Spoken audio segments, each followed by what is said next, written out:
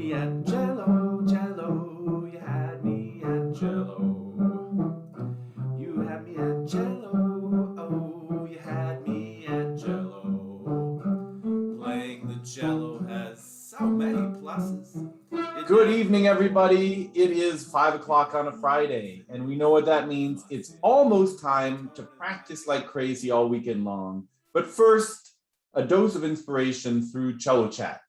This week brought to us by Tamarack Arts, an arts program of workshops and the like, geared primarily towards adult learners who don't necessarily learn the same as youngsters. Check them out at tamarackarts.org. And with me this week, I am thrilled to have Dr. Rachel Dirks. Rachel, how are you doing? I'm doing great. It's a Friday. It's wonderful. I'm very glad to hear it. Will you tell the viewers about yourself and your musical background? Sure. Hi, everybody. So I am currently serving as Director of Orchestral Studies at Kansas State University, where I also teach applied cello and bass and string education courses for undergraduate and graduate students. So it's a big plate full of wonderful things that I love to do. But my musical journey began when I was very little and sang in my church, and we sang unaccompanied chorales all the time. And my dad would tease me. He'd say, I want you to sing the tenor part this time, but up an octave, or I want you to sing the alto part this time. And then he'd say, then I want you to switch to the soprano part. So he'd be jabbing at me all the time. And it gave me a really good sense of line and how things connected and how important like different parts were to one another. And I loved the concept of melody versus harmony. So, when it became time in the public schools to choose what you wanted to play, I didn't want to upset either of my parents. So I chose to play both clarinet and cello, which is what they played. And I played in both band and orchestra for many years, but finally saw the light and pushed my technique towards cello playing and played. So I'm from Central Kansas. So I played in the Wichita U Symphony program.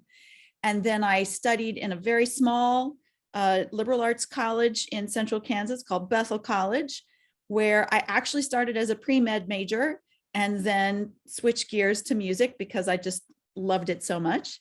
And then got to meet the fabulous Dr. Whitcomb at UT Austin, where we were both studying to get our master's in cello performance. And I know he stayed on to get his doctorate. I left and came back to Kansas, at which point I spent a long time teaching public school orchestra and absolutely loved that time.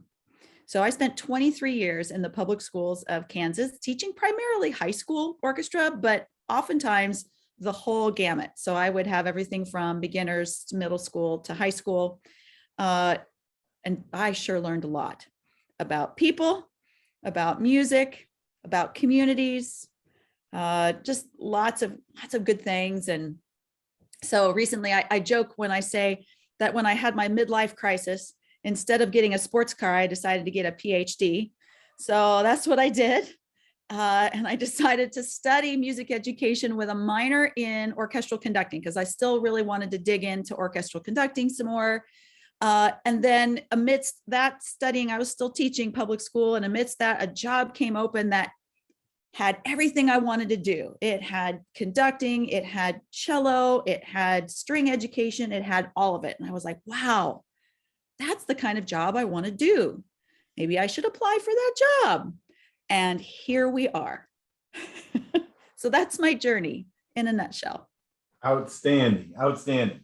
And now with people that I've interviewed who have that breadth of experience, string bass and conducting and the music education, the high school and the collegiate, how do those things kind of inform each other? How do they motivate you, and how do they help you to best teach your students? Sure. So I look at my position now as a place where I can really offer a lot of support for young teachers, for orchestra programs.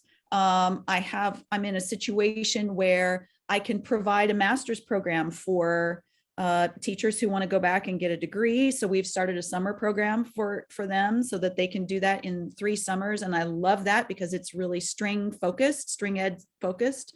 I feel like I've learned so much in the public schools about working with students and with kids and working with families, that is knowledge that I can pass on to my students that I now have at the collegiate level. And those are experiences that they are priceless to those students because they recognize that those are situations that they're going to experience in their lifetime as a teacher. And so it's good to kind of talk through, here's what I did, here's what I should not have done, here's what I should have done, or yep, I got it right that time, this is what I did.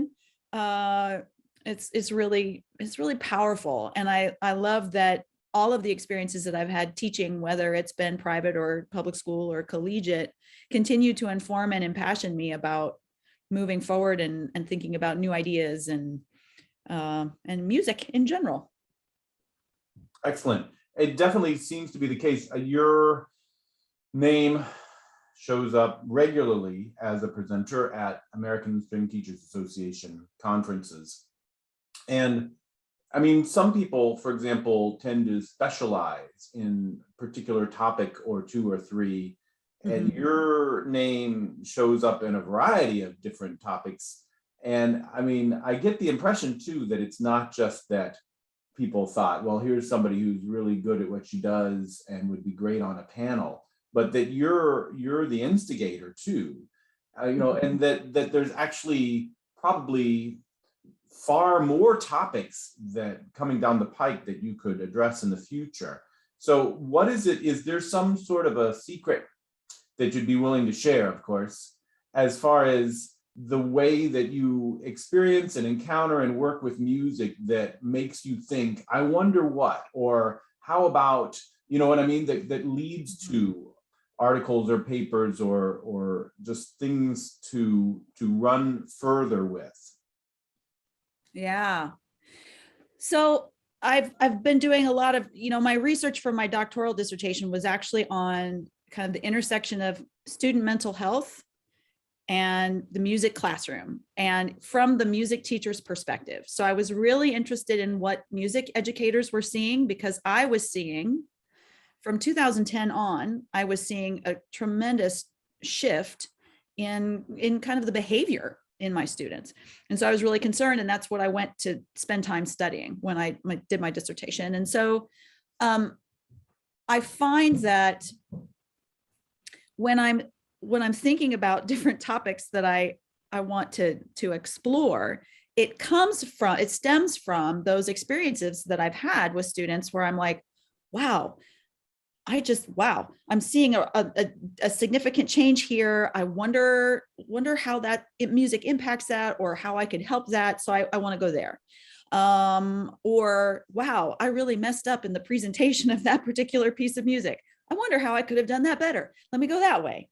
Or, man, I wish I knew more about how to connect music with STEM, so that people who only talk about STEM could start thinking about STEAM. Like, how can we make that, so all of those experiences that I've had over this long career trigger, and as I continue to think about presentations and have conversations with incredibly intelligent people like yourself, I get inspired to go down various rabbit holes and figure it out.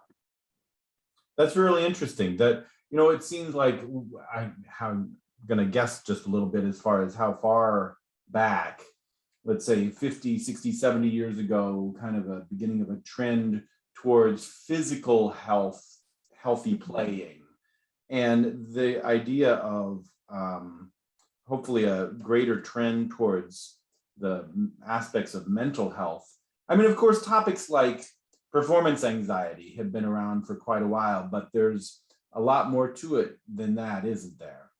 Oh, absolutely. we're discovering all of these connections between the traumas that we experience as human beings and how music can heal them, but can also highlight them, and how then that sharing, because we're so connected as musicians, right? That sharing of what we do together, yeah, man, it impacts all of us. There's just this constant ebb and flow and this relationship that's like, whoo, that's complicated. So You know, so maybe a little bit of an aside, but this field called music therapy that seems to have kind of ebbed and flowed a little bit. You know, it's kind of funny how it was being offered at a certain number of music schools and then seems to have not been as many, but surely just the very concept of it and the power of music, whether, I mean, you know, of course, the extreme cases where some stroke victim or something, but can still respond, that the music is the strongest connection immediately, but for everybody, even if people don't necessarily think in those terms, it's such a powerful art. I'll bet you've had a lot of fun exploring all of the ramifications. Do you have some like, for example, what I guess I'm getting at is, what are some of your favorite rabbit holes that you haven't yet done papers on? Right. So right now I'm wrapping up a study with Tanya Smith, who teaches at Boston University. We did a study of ASTA membership on mental health, both educator and their perceptions of student mental health. And I think at this point, I think I'd really like to explore more how music education impacts teacher mental health and how we can support music educators. But I'm also interested in how music helps student mental health. And because I think we need those arguments out there. We need the research to back it up, to say music therapy is significant because, or sharing music collectively is significant because it impacts our mental well-being, making those connections together. But there isn't a lot of research out there that states that from that particular perspective right now. Sure. Wow, that's got to be fun. And yeah, then bringing it closer to home for students in your studio, for example, who are having a day or a week or a semester, even when they're less inspired and you want to fire them up. You probably have a pretty deep resources, a bag of tricks for ways of helping them out. What are some of your favorite go-tos to light that fire? Are you ready for this? Yeah. I have chocolate in my office all the time. All the time. There's never a time when there isn't chocolate. And there was a rehearsal recently when one of the second violinists said, "Dr. Dirks, do you have any, can I come get some chocolate?" I'm like, "Sure." And then there was another, can I get some too? And then pretty soon there were 20 people outside the door of my office eating chocolate. So that's step one, must have chocolate. Step two, it's really about trying to help students find where their stressors are coming from, like helping them identify, is it really cello that's the problem, or is it something else? Like, I want you to really reflect on that and think about that. And then how can we make cello something that is joyful and and inspiring, as opposed to another part of the tedium that we feel ourselves going through sometimes in life. So sometimes I think the best thing to do, and this is true even just in mental health in general, if you're feeling this kind of spiraling down, it's important to take yourself out, like get yourself out of that and do something totally different. So if we are working on Brahms and Brahms is just not happening, let's play a tango for a couple weeks. Let's just mix it up. Let's play some duets. Let's get a cello quartet going for a little while. Let's just do something different. And then let Brahms just simmer on the back burner. And then we'll come back and we'll revisit old Johannes later. But, sometimes that's just what needed. We just need to mix it up. And then helping students just understand what I'm really all about figuring out what your core values are, like who you are as a human being. And I think a lot of us are just really lost in like, what's really important to me? Like what are the two things that are the most important to you? Like concepts, not necessarily people or things, but like concepts that are like really important to you. And then I think that helps if you know that, and if I know that about my students, then we can tie music into those values. We can tie pieces into those values and make them far more meaningful. I like that a lot. What inspires you the most, Dr. Dirks? Connection. You know what? I love playing solo cello, but if I can play a duet or a trio, I'm much happier. And that's just me. I just love sharing music with other people. It's magical, isn't it? It is. And I feel so lucky. I'm in a piano trio right now. And I just feel like someone has just opened up the heavens and given me like the best gift, because the violinist is hilarious. And she'll always look at me with this look like, oh, here comes the tempo. Are you ready? And what's great is I conduct an orchestra where she's the concert master. And so then I'll look at her and I'll go, oh, here comes the tempo. Which is delightful. You know, it is funny how often the ideas of good comedy can relate to good performance, even if it's not a funny performance. It doesn't have to be a funny piece, but that thing of controlling timing and then also gauging expectation. Every good comedian is constantly aware of those aspects of communication. Absolutely. Well, so what are some of your, you mentioned the study that you're working on. What are some of the other projects you've got in the fire, or upcoming performances? Yeah, sure. So Dr. Blair Williams, who teaches at Texas Tech University and one of my former students, and I love getting to work with her. That's like the ultimate treat. She and I are working on some presentations on something called Music Educators Are Made in Middle School. So just really talking about when we inspire our students for that first time, like how we plant that seed for future growth as teachers, leaders, performers, all those things, and how early that actually happens in those relationships. It's pretty powerful. So she and I are talking about that, and that's a lot of fun. I just finished conducting. Oh, it was so delightful today. We had rehearsal and we did a run through of Respighi's Pines of Rome, and it was delicious. And I was so proud. So that was good to leave for break, and everybody was like, oh, okay, we're ready, and we'll come back and be ready for the concert. So that's coming up pretty soon. I get to conduct the New York All-State Orchestra in a couple of weeks. Nice. So yeah, I'm really excited. We'll conduct Berlioz' Symphonie Fantastique, and so I'm having a lot of fun, Ben.